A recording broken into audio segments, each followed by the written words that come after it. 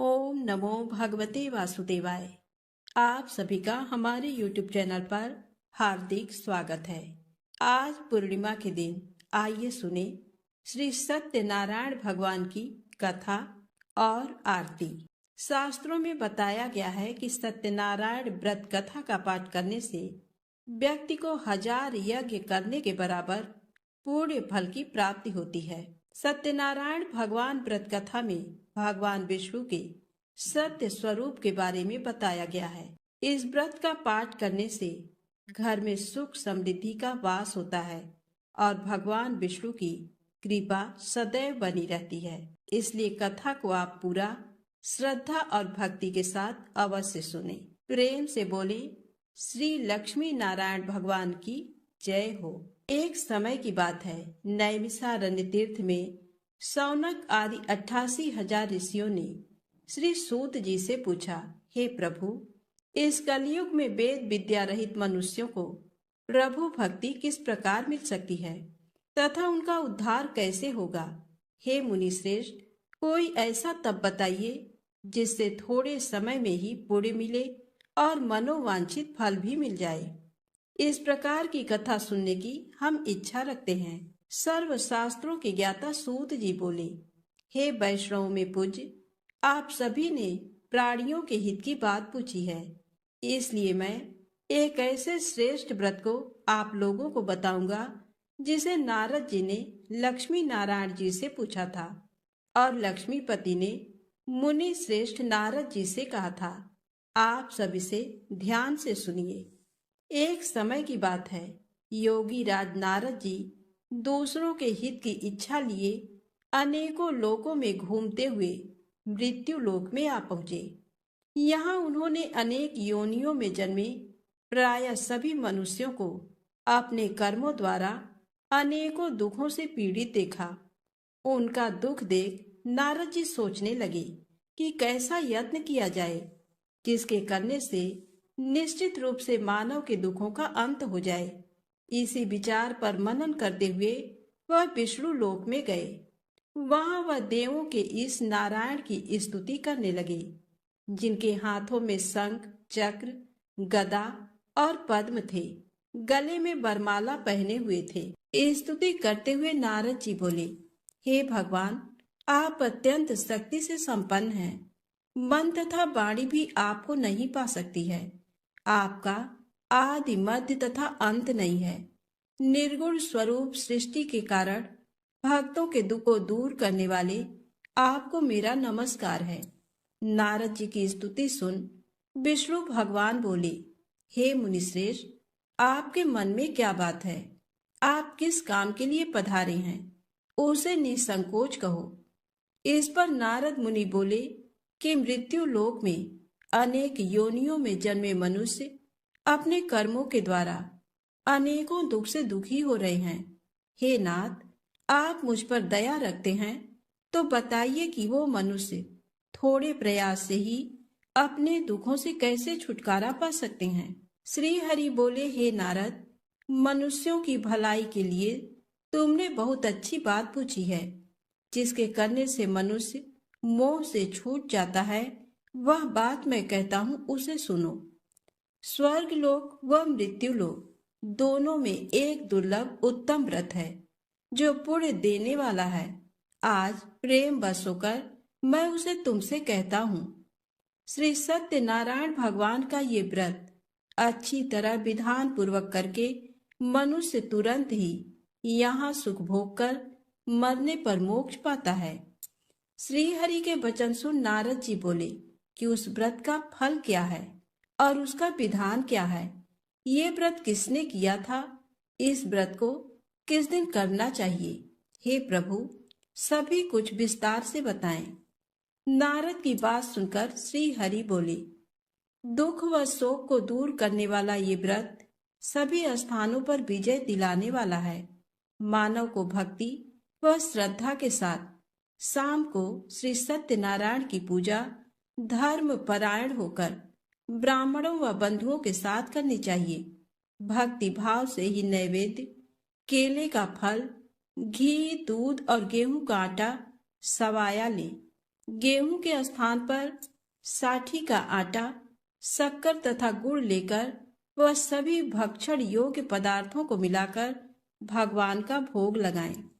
ब्राह्मणों सहित बंधु बांधवों को भी भोजन कराएं। उसके बाद स्वयं भोजन करें। भजन कीर्तन के साथ भगवान की भक्ति में लीन हो जाएं।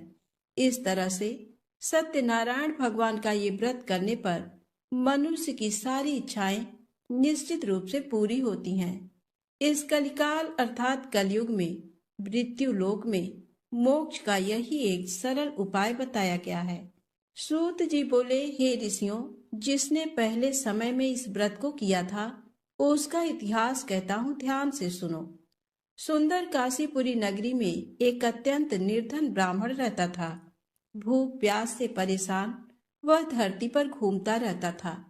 ब्राह्मणों से प्रेम करने वाले भगवान ने एक दिन ब्राह्मण का वेश धारण कर उसके पास जाकर पूछा, हे विप्र, नित्य दुखी होकर तुम पृथ्वी पर क्यों घूमते हो? दीन ब्राह्मण बोला, मैं निर्धन ब्राह्मण हूँ, भिक्षा के लिए धरती पर घूमता हूँ। हे भगवान, यदि आप इसका कोई उपाय जानते हो तो बताइए। वृद्ध ब्राह्मण कहता है कि सत्यनारायण भगवान मनोवांछित फल देने वाले हैं, इसलिए तुम उनका पूजन करो। इसे करने से मनुष्य सभी दुखों से मुक्त हो जाता है।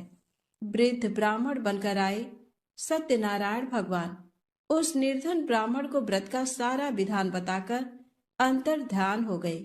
ब्राह्मण मन ही मन सोचने लगा कि जिस व्रत को वृद्ध ब्राह्मण करने को कहा गया है, मैं उसे जरूर करूंगा। ये निश्चय करने के बाद उसे रात में नींद नहीं आई। वह सवेरे उठकर सत्यनारायण भगवान के व्रत का निश्चय कर भिक्षा के लिए चला गया। उस दिन निर्धन ब्राह्मण को भिक्षा में बहुत धन मिला, जिससे उसने बंधु बांधवों के साथ मिलकर श्री सत्यनारायण भगवान का व्रत संपन्न किया। भगवान सत्यनारायण का व्रत संपन्न करने के बाद वह निर्धन ब्राह्मण सभी दुखों से छूट गया और अनेक प्रकार की संपत्तियों से युक्त हो गया। उसी समय से ये ब्राह्मण हर माह इस व्रत को करने लगा। इस तरह से सत्यनारायण भगवान के व्रत को जो मनुष्य करेगा वह सभी प्रकार के पापों से छूटकर मोक्ष को प्राप्त होगा। जो मनुष्य इस व्रत को करेगा वह सभी दुखों से मुक्त हो जाएगा। सूत जी बोले कि इस तरह से नारद जी से नारायण जी का कहा हुआ श्री सत्यनारायण व्रत को मैंने तुमसे कहा। हे विप्रो, मैं अब और क्या कहूँ? ऋषि बोले, हे मुनिवर, संसार में उस विप्र से सुनकर और किस किसने इस व्रत को किया, हम सब इस बात को सुनना चाहते हैं। इसके लिए हमारे मन में श्रद्धा का भाव है। सूत जी बोले, हे मुनियों, जिसने इस व्रत को किया है वह सब सुनो। एक समय वही विप्र धन व ऐश्वर्य के अनुसार अपने बंधु बांधवों के साथ इस व्रत को करने को तैयार हुआ। उसी समय एक लकड़ी बेचने वाला बूढ़ा आदमी आया और लकड़ियां बाहर रखकर अंदर ब्राह्मण के घर में गया। प्यास से दुखी वह लकड़हारा उनको व्रत करते देख विप्र को नमस्कार कर पूछने लगा कि आप ये क्या कर रहे हैं तथा इसे करने से क्या फल मिलेगा, कृपया मुझे भी बताएं। ब्राह्मण ने कहा कि सब मनोकामनाओं को पूरा करने वाला ये सत्यनारायण भगवान का व्रत है। इनकी कृपा से ही मेरे घर में धन धान्य आदि की वृद्धि हुई है। विप्र से सत्यनारायण व्रत के बारे में जानकर लकड़हारा बहुत प्रसन्न हुआ। चरणामृत लेकर वह प्रसाद खाने के बाद वह अपने घर गया। लकड़हारे ने अपने मन में संकल्प किया कि आज लकड़ी बेचने से जो धन मिलेगा उसी से श्री सत्यनारायण भगवान का उत्तम व्रत करूंगा। मन में इस विचार को ले बूढ़ा आदमी सिर पर लकड़ियां रख उस नगर में बेचने गया जहां धनी लोग ज्यादा रहते थे। उस नगर में उसे अपनी लकड़ियों का दाम पहले से 4 गुना अधिक मिलता है। बूढ़ा प्रसन्नता के साथ दाम लेकर केले, शक्कर, घी, दूध, दही और गेहूं का आटा ले और सत्यनारायण भगवान के व्रत की अन्य सामग्रियां लेकर अपने घर गया। वहां उसने अपने बंधु बांधवों को बुलाकर विधि विधान से सत्यनारायण भगवान का पूजन और व्रत किया।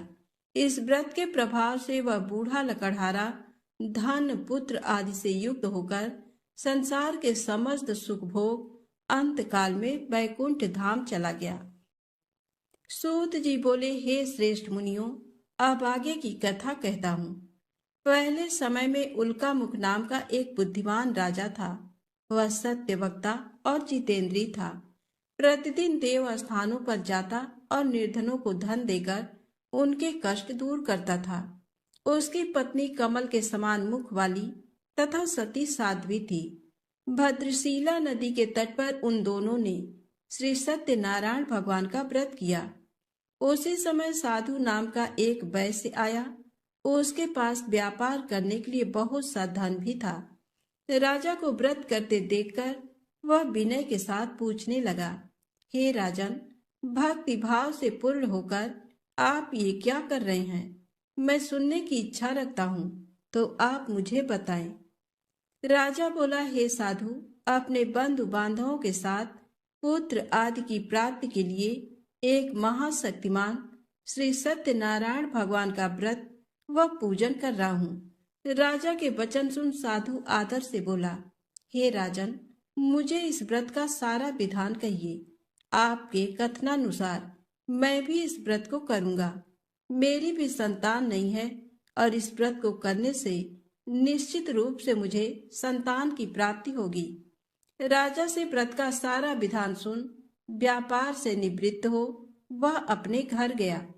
साधु वैश्य ने अपनी पत्नी को संतान देने वाले इस व्रत का वर्णन कह सुनाया और कहा कि जब मेरी संतान होगी तब मैं इस व्रत को करूंगा। साधु ने इस तरह के वचन अपनी पत्नी लीलावती से कहे। एक दिन लीलावती पति के साथ आनंदित हो सांसारिक धर्म में प्रवृत्त होकर सत्यनारायण भगवान की कृपा से गर्भवती हो गई। 10वें महीने में उसके गर्भ से एक सुंदर कन्या ने जन्म लिया। कन्या दिनों दिन ऐसे बढ़ने लगी जैसे कि शुक्ल पक्ष का चंद्रमा बढ़ता है। माता पिता ने अपनी कन्या का नाम कलावती रखा। एक दिन लीलावती ने मीठे शब्दों में अपने पति को याद दिलाया कि आपने सत्यनारायण भगवान के जिस व्रत को करने का संकल्प किया था उसे करने का समय आ गया है।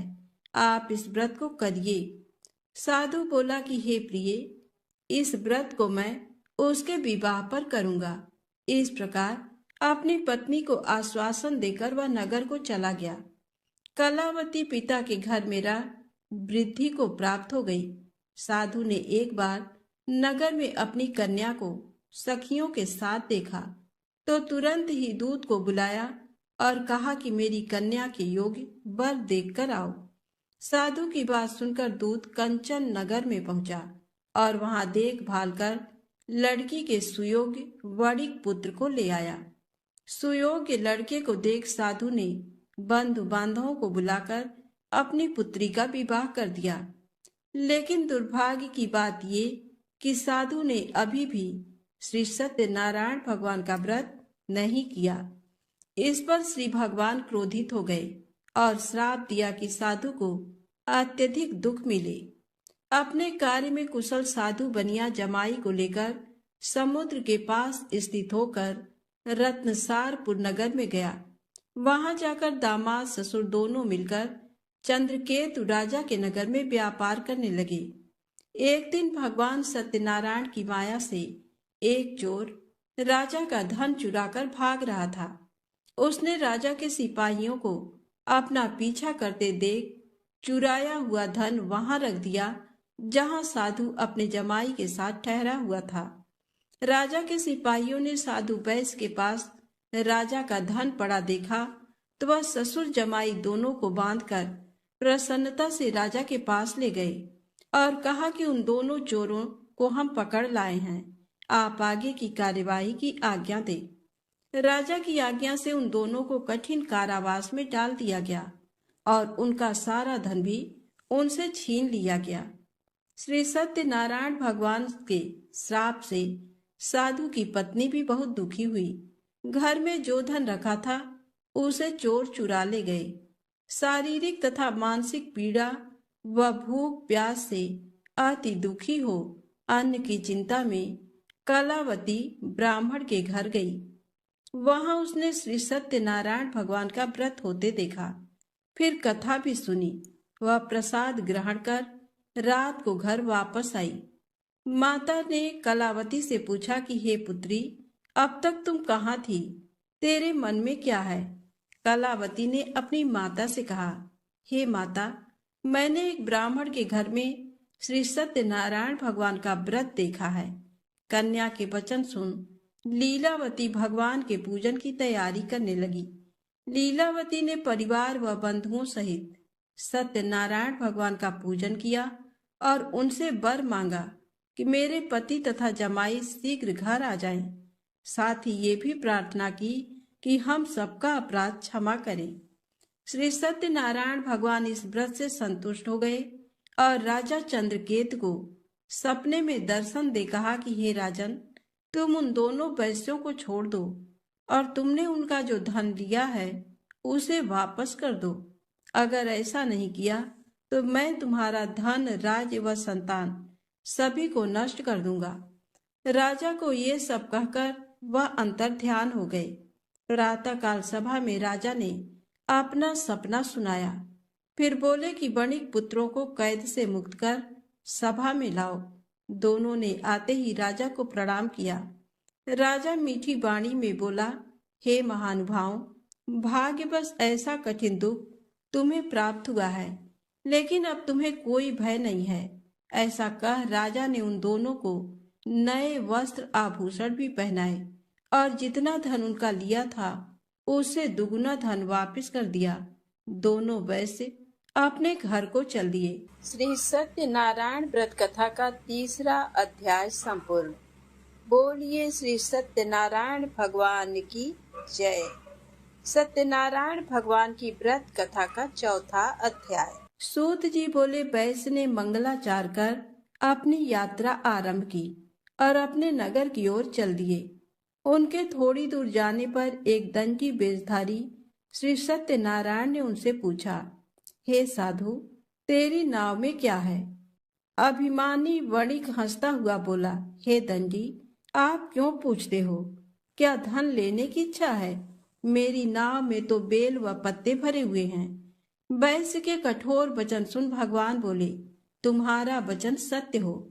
दंडी ऐसे वचन का वहां से दूर चले गए। कुछ दूर जाकर समुद्र के किनारे बैठ गए। दंडी के जाने के बाद साधु वैश्य ने नित्य क्रिया के पश्चात नाव को ऊंची उठते देखकर अचंभा माना और नाव में बेल पत्ते आदि देख वह मूर्छित हो जमीन पर गिर पड़ा। मूर्छा खुलने पर वह अत्यंत शोक में डूब गया। तब उसका दामाद बोला कि आप शोक ना मनाएं, ये दंडी का शाप है, इसलिए हमें उनकी शरण में जाना चाहिए, तभी हमारी मनोकामना पूरी होगी। दामाद की बात सुनकर वह दंडी के पास पहुंचा और अत्यंत भक्ति भाव नमस्कार करके बोला, मैंने आपसे जो जो असत्य वचन कहे थे उनके लिए मुझे क्षमा कर दें। ऐसा कहकर महान शोकातुर हो रोने लगा।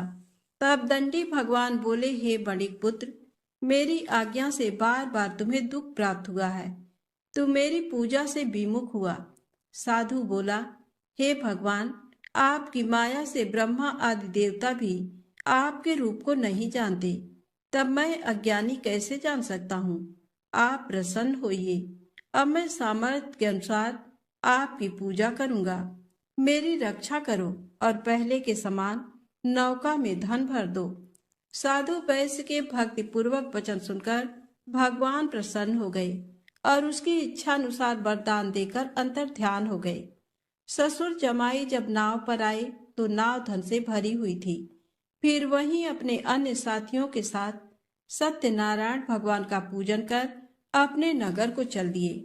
जब नगर के नजदीक पहुंचे तो दूत को घर पर खबर करने के लिए भेज दिया।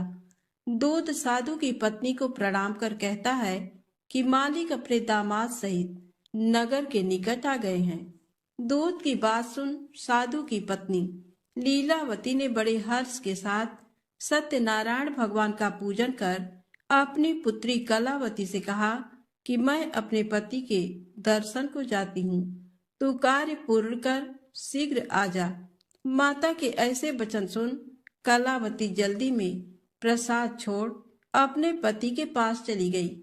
प्रसाद की अवज्ञा के कारण श्री सत्यनारायण भगवान रुष्ट हो गए और नाव सहित उसके पति को पानी में डुबो दिया।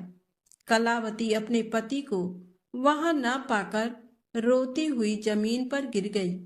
नौका को डूबा हुआ देख वह कन्या को रोता देख साधु दुखी होकर बोला कि हे प्रभु, मुझसे तथा मेरे परिवार से जो भूल हुई है उसे क्षमा करें। साधु के दीन वचन सुनकर श्री सत्यनारायण भगवान प्रसन्न हो गए और आकाशवाणी हुई, हे साधु, तेरी कन्या मेरे प्रसाद को छोड़कर आई है, इसलिए उसका पति अदृश्य हो गया है। यदि वह घर जाकर प्रसाद खाकर लौटती है तो इसे इसका पति अवश्य मिलेगा। ऐसी आकाशवाणी सुन कलावती घर पहुंचकर प्रसाद खाती है और फिर आकर अपने पति के दर्शन करती है। उसके बाद साधु अपने बंधु बांधवों सहित श्री सत्यनारायण भगवान का विधि विधान से पूजन करता है। इस लोक का सुख भोग वह अंत में स्वर्ग जाता है। श्री सत्यनारायण व्रत कथा का चौथा अध्याय संपूर्ण। बोलिए श्री सत्यनारायण भगवान की जय। सत्यनारायण भगवान की व्रत कथा का 5वां अध्याय। सूत जी बोले, हे ऋषियों, मैं और भी एक कथा सुनाता हूँ, उसे भी ध्यान पूर्वक सुनो। प्रजा पालन में लीन तुंगध्वज नाम का एक राजा था। उसने भी भगवान का प्रसाद त्याग कर बहुत ही दुख सहन किया। एक बार वन में जाकर वन्य पशुओं को मारकर वह बड़ के पेड़ के नीचे आया। वहां उसने ग्वालों को भक्ति भाव से अपने बंधुओं सहित सत्यनारायण भगवान का पूजन करते देखा। अभिमान बस राजा ने उन्हें देखकर भी पूजा स्थान में नहीं गया और न ही उसने भगवान को नमस्कार किया। ग्वालों ने राजा को प्रसाद दिया, लेकिन उसने वह प्रसाद नहीं खाया और प्रसाद को वहीं छोड़ अपने नगर को चला गया। जब वह नगर में पहुंचा तो वहां सब कुछ तहस नहस हुआ पाया। तो वह शीघ्र ही समझ गया कि ये सब भगवान ने ही किया है। वह दोबारा ग्वालों के पास पहुंचा और विधि पूर्वक पूजा करके प्रसाद खाया तो श्री सत्यनारायण भगवान की कृपा से सब कुछ पहले जैसा हो गया। दीर्घ काल तक सुख भोगने के बाद मरणोपरांत उसे स्वर्ग लोक की प्राप्ति हुई। जो मनुष्य परम दुर्लभ इस व्रत को करेगा तो भगवान सत्यनारायण की अनुकंपा से उसे धन धान्य की प्राप्ति होगी। निर्धन धनी हो जाता है और भय मुक्त हो जीवन जीता है। संतानहीन मनुष्य को संतान सुख मिलता है और सारे मनोरथ पूर्ण होने पर मानव अंत काल में वैकुंठ धाम को जाता है। सूत जी बोले, जिन्होंने पहले इस व्रत को किया है अब उनके दूसरे जन्म की कथा कहता हूँ। वृद्ध सतानंद ब्राह्मण ने सुदामा का जन्म लेकर मोक्ष की प्राप्ति की। लकड़हारे ने अगले जन्म में निषाद बनकर मोक्ष प्राप्त किया। उल्का मुख नाम का राजा दशरथ होकर वैकुंठ को गए। साधु नाम के वैश्य ने मोर ध्वज बनकर अपने पुत्र को आरे से चीरकर मोक्ष पाया। महाराज तुंगध्वज ने स्वयंभू होकर भगवान में भक्ति युक्त हो कर्म कर मोक्ष पाया। श्री सत्यनारायण व्रत कथा का 5वां अध्याय संपूर्ण। बोलिए श्री लक्ष्मी नारायण भगवान की जय हो। आइए सुने सत्यनारायण भगवान की आरती। जय लक्ष्मी रमणा स्वामी, जय लक्ष्मी रमणा सत्यनारायण स्वामी, जनपातक हरड़ा। ओम जय लक्ष्मी रमणा। रत्न जड़ित सिंहासन अद्भुत छवि राजे, नारद करत निराजन, नारद करत निराजन, घंटा ध्वनि बाजे, ओम जय लक्ष्मी रमणा। प्रकट भये कलि कारण, द्विज को दरस दियो। बूढ़ो ब्राह्मण बन कर, बूढ़ो ब्राह्मण बन कर, कंचन महल कियो। जय लक्ष्मी रमणा।